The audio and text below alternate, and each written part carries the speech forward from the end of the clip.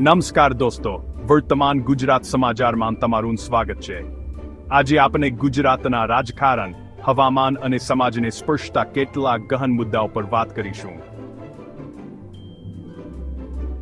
શું તમે ક્યારેય વિચાર્યું છે કે હવામાનની આગાહી માત્ર વરસાદના ટીપાં વિશે નથી, પણ તે આપના ખેડૂતોના ભવિષ્ય, શહેરોની વ્યવસ્થા અને આપના રોજિંદા જીવનની સુરક્ષા સાથે કેવી રીતે જોડાયેલી છે? આજે આપણે એ જ સવાલોના જવાબ શોધવાનો પ્રયાસ કરીશું. અંબાલાલ પટેલ અને પરેશ ગોસ્વામી જેવા નિષ્ણાતોની આગાહીઓ શું સંકેત આપી રહી છે? શું આ માત્ર એક સામાન્ય ચોમાસું છે કે પછી કોઈ મોટા પરિવર્તનનો સંકેત છે? આજે આપણે માત્ર વરસાદની જ વાત નહીં કરીએ, પણ એ પણ જોઈશું કે સરકારની નીતિઓ અને નિર્ણયો સામાન્ય માણસના જીવન પર કેવી અસર પાડી રહ્યા છે. પેટ્રોલ ડીઝલના ભાવથી લઈને ટ્રાફિકના નિયમો સુધી દરેક સમાચાર પાછળ એક મોટી વાર્તા છુપાયેલી છે. શું બાળકોના આધાર કાર્ડની સુરક્ષા માટે લેવાઈ રહેલા પગલાં પૂરતા છે? શું સરકારી અધિકારીઓ પોતાની જવાબદારી યોગ્ય રીતે નિભાવી રહ્યા છે? આ બધા પ્રશ્નોના જવાબ જાણવા જરૂરી છે, કારણ કે તે આપણા સનના ભવિષ્ય સાથે જોડાયેલા છે. ચાલો આજે આપણે આ સમાચારોની ગહેરાઈમાં ઉતરીએ અને સમજીએ કે આ ઘટનાઓ આપણા માટે શું અર્થ ધરાવે છે. આ માત્ર હેડલાઇન્સ નથી, પણ આપણા સમાજનું પ્રતિબિંબ છે. તો ચાલો ગુજરાતના તાજા મોટા અને સૌથી મહત્વપૂર્ણ સમાચાર જાણીએ અને તેમની પાછળની વાસ્તવિકતાને સમજવાનો પ્રયાસ કરીએ.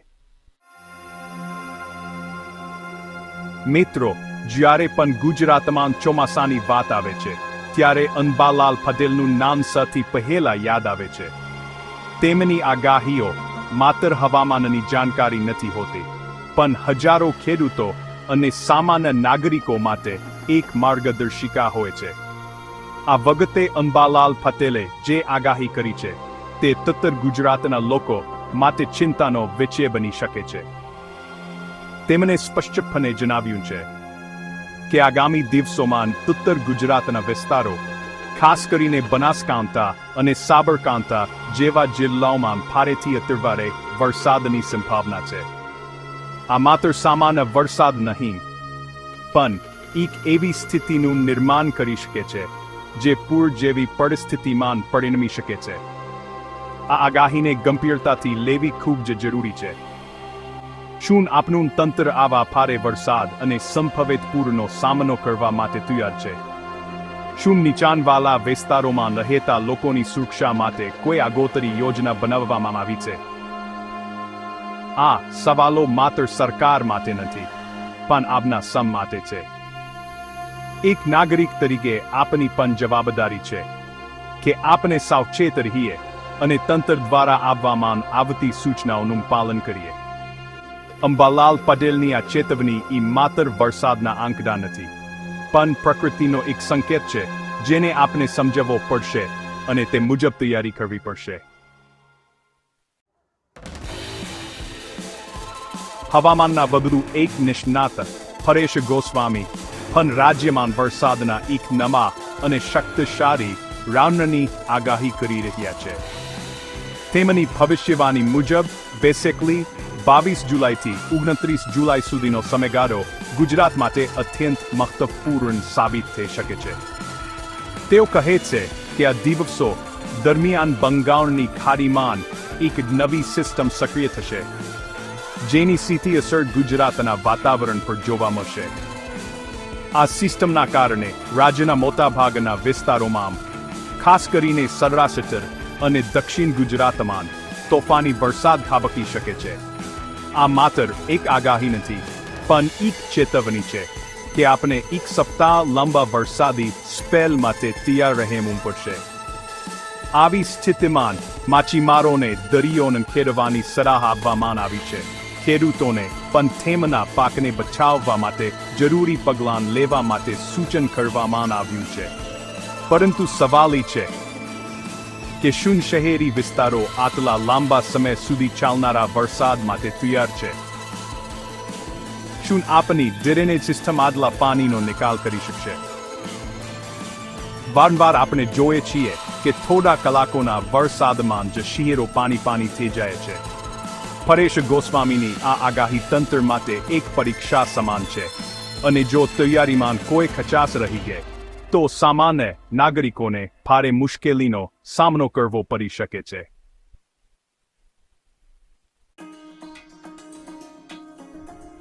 મિત્રો, હવે વાત કરીએ એક એવા સમાચારની જે દરેક પરિવાર સાથે સીધો સંબંધ ધરાવે છે.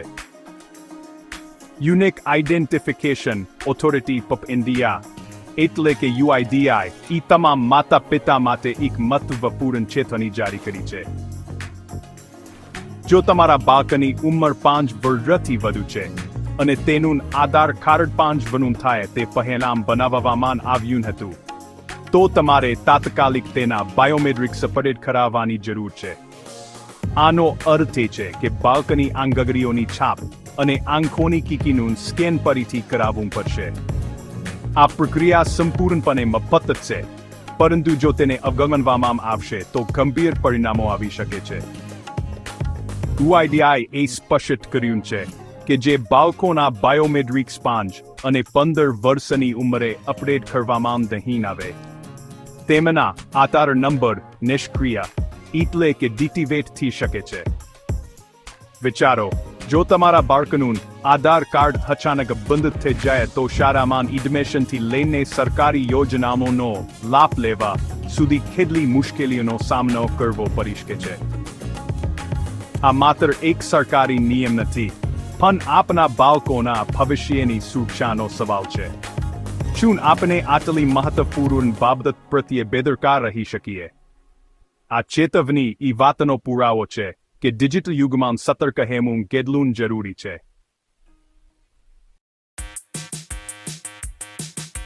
મોંઘવારીથી પીડાતી જનતા માટે હવે એક આશાનું કિરણ દેખાઈ રહ્યું છે. કેન્દ્રીય પેટ્રોલિયમ મંત્રી હરદીપસિંહ પુરીએ સંકેત આપ્યા છે કે આગામી દિવસોમાં પેટ્રોલ અને ડીઝલના ભાવમાં ઘટાડો થઈ શકે છે. તેમણે એવું પણ જણાવ્યું છે કે આંતરરાષ્ટ્રીય બજારમાં કાચા તેલના ભાવ હવે સ્થિર થઈ રહ્યા છે અને ફોસિલ માર્કેટિંગ કંપનીઓની આર્થિક સ્થિતિ પણ સુધરી રહી છે. આ પરિબળોને ધ્યાનમાં રાખીને સરકાર સામાન્ય માણસને રાહત આપવા માટે ભાવ ઘટાડા અંગે વિચાર કરી રહી છે. આ સમાચાર ચોક્કસપણે રાહત આપનારા છે, પણ સવાલ એ છે કે આ રાહત ક્યારે અને કેટલી મળશે? છેલ્લા ઘણા સમયથી પેટ્રોલ અને ડીઝલના ઊંચા ભાવોએ સામાન્ય માણસનું બજેટ ખરેખર ખોરવી નાખ્યું છે. તેની અસર માત્ર વાહન ચાલકો પર જ નહીં, પરંતુ પરિવહન ખર્ચ વધવાને કારણે દરેક ચીજવસ્તુના ભાવ પર પણ પડે છે. મંત્રીજીની આશા જો વાસ્તવિકતામાં ફેરવાશે તો એ અર્થતંત્ર માટે પણ એક સકારાત્મક પગલું હશે. પરંતુ ભૂતકાળના અનુભવોને જોતા જનતાના મનમાં એ સવાલ પણ છે કે શું આ માત્ર એક રાજકીય નિવેદન છે કે પછી ખરેખર કોઈ નક્કર પગલાં લેવામાં આવશે? આવનારો સમય જ બતાવશે કે આશા કેટલી સાચી ઠરે છે. જો તમે અમદાવાદમાં રહો છો અને ટ્રાફિકના નિયમોને હરવાશથી લો છો, તો આ સમાચાર ખાસ તમારા માટે છે. અમદાવાદ ટ્રાફિક પોલીસ હવે કડક વલણ અપનાવ્યું છે. વારંવાર નિયમભંગ કરનારા, ખાસ કરીને રોંગ સાઈડમાં વાહન ચલાવનારા, હેલ્મેટ વિના ડ્રાઇવિંગ કરનારા અને ટ્રાફિક સિગ્નલ તોડનારાઓ સામે હવે માત્ર દંડનીય કાર્યવાહી નહીં, પરંતુ તેમના વાહનો જપ્ત કરવાની ઝુંબેશ શરૂ કરવામાં આવી છે. પોલીસ કમિશનરે સ્પષ્ટ આદેશ આપ્યા છે કે શહેરની ટ્રાફિક વ્યવસ્થાને સુધારવા અને અકસ્માતો ઘટાડવા માટે આ કડક પગલાં લેવા અનિવાર્ય છે.